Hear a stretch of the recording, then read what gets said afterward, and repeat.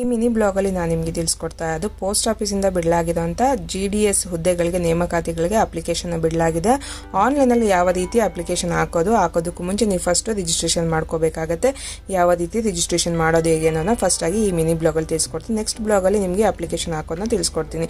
First ಇಲ್ಲಿ ನೋಡ್ಬೋದು last date ಇದೇ ತಿಂಗಳು 14/2/2026ನೇ ತಾರೀಕು ಲಾಸ್ಟ್ ಡೇಟ್ ಇದೆ. ಇನ್ನು ಅದೆಲ್ಲ ಅಪ್ಲೈ ಮಾಡಿಲ್ಲ 10th ಪಾಸ್ ಆಗಿದೆ ಸಾಕಾಗುತ್ತೆ, ಅಪ್ಲೈನ ಮಾಡ್ಕೋಬೋದಾಗುತ್ತೆ.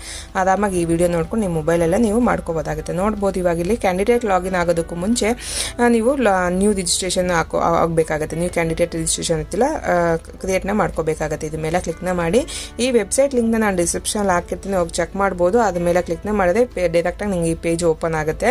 ಇವಾಗ ನೋಡ್ಬೋದು ಇಲ್ಲಿ ಕಾಂಟ್ಯಾಕ್ಟ್ ಇನ್ಫಾರ್ಮೇಷನ್ ಡೀಟೇಲ್ ಓಪನ್ ಆಗಿದೆ. ಇಲ್ಲಿ ಫಸ್ಟ್ 2 ಸ್ಟೆಪ್ ಇದೆ. ಇಲ್ಲಿ ಕಾಂಟ್ಯಾಕ್ಟ್ ಮತ್ತು ಡೀಟೇಲ್ಸ್ ಅಂತ ಅಂದ್ಬಿಟ್ಟು ಅದರಲ್ಲಿ ಫಸ್ಟ್ ಆಗಿ ಇಲ್ಲಿ ಕಾಂಟ್ಯಾಕ್ಟ್ ಇನ್ಫಾರ್ಮೇಷನ್ ಅಲ್ಲಿ ನಿಮ್ಮ ಮೊಬೈಲ್ ನಂಬರ್ನ ಹಾಕೋಬೇಕಾಗುತ್ತೆ. ಈ ಮೊಬೈಲ್ ನಂಬರ್ನ ಕರೆಕ್ಟಾಗಿರೋದನ್ನ ಹಾಕೊಂಡು ಇಲ್ಲಿ ಸೆಂಡ್ OTP ಅನ್ನೋ ಆಪ್ಷನ್ ಓಪನ್ ಆಗುತ್ತೆ. ಅದ್ರ ಮೇಲೆ ಕ್ಲಿಕ್ನ ಮಾಡ್ಕೋಬೇಕಾಗುತ್ತೆ. ಸೆಂಡ್ OTP ಮೇಲೆ ಕ್ಲಿಕ್ನ ಮಾಡಿದ ತಕ್ಷಣ ನಿಮಗೆ ಏನು ಮೊಬೈಲ್ ನಂಬರ್ ಅಲ್ಲಿ ಎಂಟ್ರಿ ಮಾಡಿತ್ತಿಲ್ಲ ಆ ನಂಬರ್ಗೆ 6 ನಂಬರ್ಸ್ ಅಂತ OTP ಹೋಗುತ್ತೆ. ಆ OTPನ ಇಲ್ಲಿ ಹಾಕೋಬೇಕಾಗುತ್ತೆ. OTPನ ಎಂಟರ್ನ ಮಾಡಿಕೊಂಡು ವೆರಿಫೈ OTP ಅನ್ನೋ ಆಪ್ಷನ್ ಓಪನ್ ಆಗುತ್ತೆ. ಇಲ್ಲಿ ಪಕ್ಕದಲ್ಲಿ ನೋಡ್ಬೋದು ವೆರಿಫೈ OTP ಅಂತ. ಇದ್ರ ಮೇಲೆ ಕ್ಲಿಕ್ನ ಮಾಡ್ಕೋಬೇಕಾಗುತ್ತೆ. ಕ್ಲಿಕ್ ಆಗಿದ ತಕ್ಷಣ OTP ಕ್ಲಿಕ್ ಆಗುತ್ತೆ.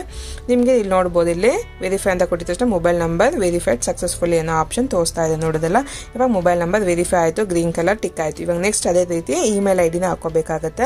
ನಿಮ್ಮ ಇಮೇಲ್ ID ನ ನೋಡಿಕೊಂಡು ಕರೆಕ್ಟಾಗಿರೋದನ್ನ ಹಾಕೋಬೇಕಾಗತ್ತೆ. ತಪ್ಪಾಯಿತು ಅಂದರೆ ಅದು ಬೈ ಮಿಸ್ ಆದರೆ ನಿಮಗೆ ಬೇರೆ OTP ಬಂದಿರೋದಿಲ್ಲ. ಅದಕ್ಕೆ ಕರೆಕ್ಟಾಗಿರೋದನ್ನ ನೋಡಿಕೊಂಡು ಹಾಕೋಬೇಕಾಗುತ್ತೆ. ಇಮೇಲ್ ID ನ ಹಾಕ್ಕೊಂಡು ಸೆಂಡ್ OTP ಅನ್ನೋ ಆಪ್ಷನ್ ಇದೆಯಲ್ಲ, ಸೆಂಡ್ OTP ಆಪ್ಷನ್ ಮೇಲೆ ಕ್ಲಿಕ್ನ ಮಾಡಿ. ಕ್ಲಿಕ್ ಆಗಿದ ತಕ್ಷಣ ಇಮೇಲ್ ID ಓಪನ್ ಮಾಡಿ ನೋಡಬೇಕಾಗುತ್ತೆ. ಅಲ್ಲಿ ಇಮೇಲ್ ID ನಿಮ್ಮ ಇಮೇಲ್ IDಗೆ 6 ನಂಬರ್ಸ್ ಅಂತ OTP ಬಂದಿರುತ್ತೆ. ಆ OTPನ ಇಲ್ಲಿ ಎಂಟರ್ನ ಮಾಡ್ಕೋಬೇಕಾಗತ್ತೆ.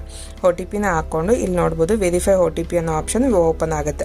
ಇಲ್ಲಿ ನೋಡ್ತಾ ಇದ್ದಲ್ಲ ವೆರಿಫೈ OTP ಮೇಲೆ ಕ್ಲಿಕ್ನ ಮಾಡಿದ್ರೆ ಓಪನ್ ಆಯಿತು, ಸಕ್ಸಸ್ಫುಲ್ ಆಗಿದೆ, ಗ್ರೀನ್ ಕಲರ್ ಬಂದಿದೆ. ಇಲ್ಲಿ ನೆಕ್ಸ್ಟ್ ಅನ್ನೋ ಆಪ್ಷನ್ ಇದೆಯಲ್ಲ, ನೆಕ್ಸ್ಟ್ ಮೇಲೆ ಕ್ಲಿಕ್ನ ಮಾಡಿದ್ದೀನಿ. ಕ್ಲಿಕ್ ಆಗಿದ ತಕ್ಷಣ ನೋಡ್ಬೋದು ಕಾಂಟ್ಯಾಕ್ಟ್ ಡೀಟೇಲ್ ಅಪ್ಡೇಟ್ ಆಗಿದೆ. ಇವಾಗ ನೆಕ್ಸ್ಟ್ ಬಂದು ಡೀಟೇಲ್ಸ್ ಬೇಸಿಕ್ ಡೀಟೇಲ್ಸ್ ಮೇಲೆ ಇದು ಹೋಗಿದೆ. ಇವಾಗ ಇಲ್ಲಿ ಅಪ್ಲಿಕೇಶನ್ ನೇಮ್ನ ಹಾಕೋಬೇಕಾಗುತ್ತೆ. ಅದಾದಮೇಲೆ ಡೇಟ್ ಆಫ್ ಬರ್ತ್ ಹಾಕೋಬೇಕು, ಜೆಂಡರ್ನ ಸೆಲೆಕ್ಟ್ನ ಮಾಡ್ಕೋಬೇಕು, father name, mother name, community details ಅಂದರೆ ಯಾವ ಕ್ಯಾಟಗರಿ ಸೇರ್ತಿರೋ ಯಾವ ಕ್ಯಾಸ್ಟ್ ಬರ್ತಿರೋ ಅನ್ನೋದನ್ನ ಇಲ್ಲಿ ಸೆಲೆಕ್ಟ್ನ ಮಾಡ್ಕೋಬೇಕಾಗತ್ತೆ.